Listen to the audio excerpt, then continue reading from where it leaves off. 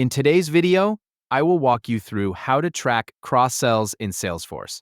To begin, move to the left side menu inside Salesforce and locate the Sales section. After finding the Sales area, continue by selecting Opportunities.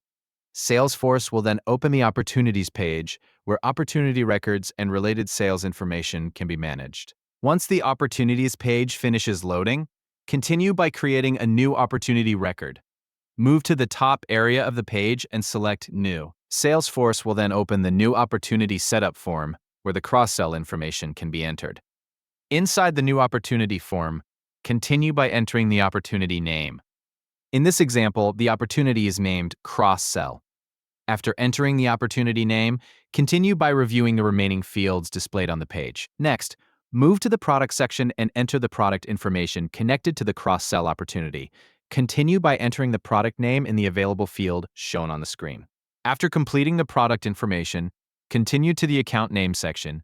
In this field, enter the account connected to the opportunity. In this example, the selected account is ABC Holding. Continue reviewing the visible fields after the account information has been entered. Next, move to the Close Date field. Continue by selecting the date connected to the expected opportunity closing process. Choose the date shown during the setup process and confirm the selected value on the screen. After entering the close date, continue to the Amount field. In this section, enter the amount connected to the cross-sell opportunity. Type the value you want to use in the Available Amount field displayed inside the form. Once the amount has been entered, continue to the Stage or Status section of the opportunity setup. In this example, continue by selecting the proposed stage from the available stage options shown on the page. After selecting the proposed stage, continue reviewing the probability section connected to the opportunity. Salesforce will display the probability information related to the selected opportunity stage configuration. Next, move to the Forecast Category section.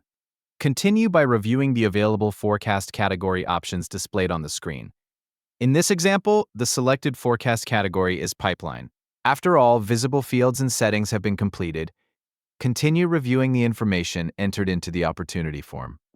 Once everything has been confirmed, move down through the page and select Save. Salesforce will then process the opportunity setup and store the cross-sell opportunity inside the opportunity section. Wait a few moments while the page reloads and updates the opportunity information. The process includes opening opportunities from the Sales section, creating a new opportunity, entering the product and account information, selecting the close date and stage, choosing the forecast category, and saving the completed setup in Salesforce.